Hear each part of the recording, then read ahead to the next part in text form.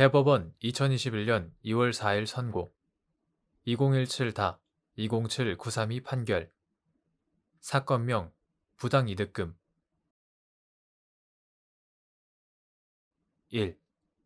학교 법인이 이사회에 심의, 의결 없이 한 학교 법인 재산의 취득, 처분 행위나 관할청의 허가 없이 한 의무 부담 행위의 효력, 무효.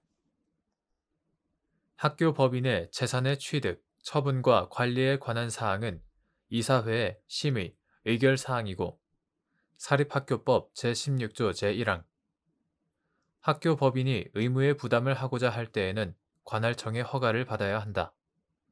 사립학교법 제28조 제1항 본문 학교 법인이 사립학교법 제16조 제1항에 의한 이사회의 심의, 의결 없이 학교 법인 재산의 취득, 처분 행위를 하거나 사립학교법 제28조 제1항의 규정에 의하여 관할청의 허가 없이 의무 부담 행위를 한 경우에 그 행위는 효력이 없다. 2. 행정청이 문서로 처분을 하였으나 처분서의 문헌만으로는 행정처분의 내용이 불분명한 경우 처분 경위와 목적, 처분 이후 상대방의 태도 등을 고려하여 처분서의 문헌과 달리 처분의 내용을 해석할 수 있는지 여부, 적극 및 행정청이 행정처분을 하면서 논리적으로 당연히 수반되어야 하는 의사표시를 명시적으로 하지 않았으나 그것이 행정청의 추단적 의사에도 부합하고 상대방도 이를 알 수 있는 경우 행정처분에 위와 같은 의사표시가 묵시적으로 포함되어 있다고 볼 수 있는지 여부, 적극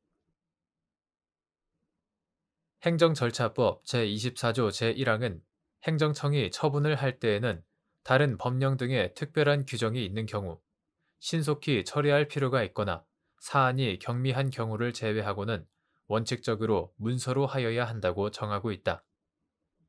이는 처분 내용의 명확성을 확보하고 처분의 존부에 관한 다툼을 방지하여 처분 상대방의 권익을 보호하기 위한 것이므로 행정청이 문서로 처분을 한 경우 원칙적으로 처분서의 문헌에 따라 어떤 처분을 하였는지 확정하여야 한다. 그러나 처분서의 문헌만으로는 행정청이 어떤 처분을 하였는지 불분명한 경우에는 처분 경위와 목적, 처분 이후 상대방의 태도 등 여러 사정을 고려하여 처분서의 문헌과 달리 처분의 내용을 해석할 수 있다.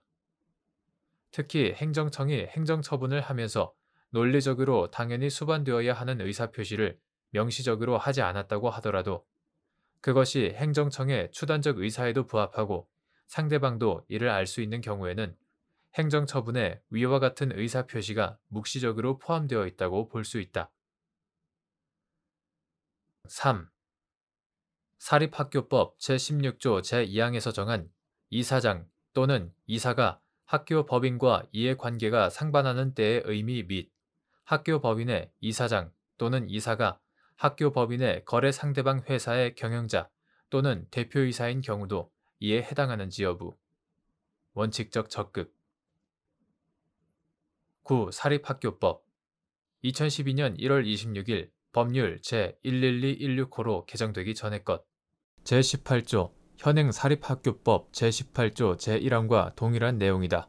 제18조는 이사회의 의사는 정관에 특별한 규정이 없는 한 재적 이사 과반수의 출석으로 개의하고 정관이 정한 이사 정수의 과반수 찬성으로 의결한다 라고 규정하고 사립학교법 제16조 제2항은 이사장 또는 이사가 학교 법인과 이해관계가 상반하는 때에는 그 이사장 또는 이사는 당의 사항에 관한 의결에 참여하지 못한다 라고 규정하고 있다.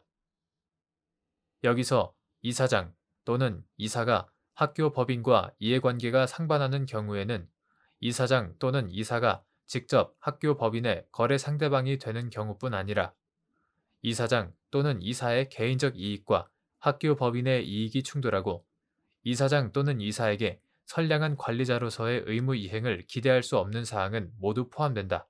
그리고 학교 법인의 이사장 또는 이사가 학교 법인의 거래 상대방 회사의 경영자 또는 대표이사인 경우에도 특별한 사정이 없는 한 이사장 또는 이사의 개인적 이익과 법인의 이익이 충돌할 염려가 있는 경우에 해당한다고 봄이 타당하다.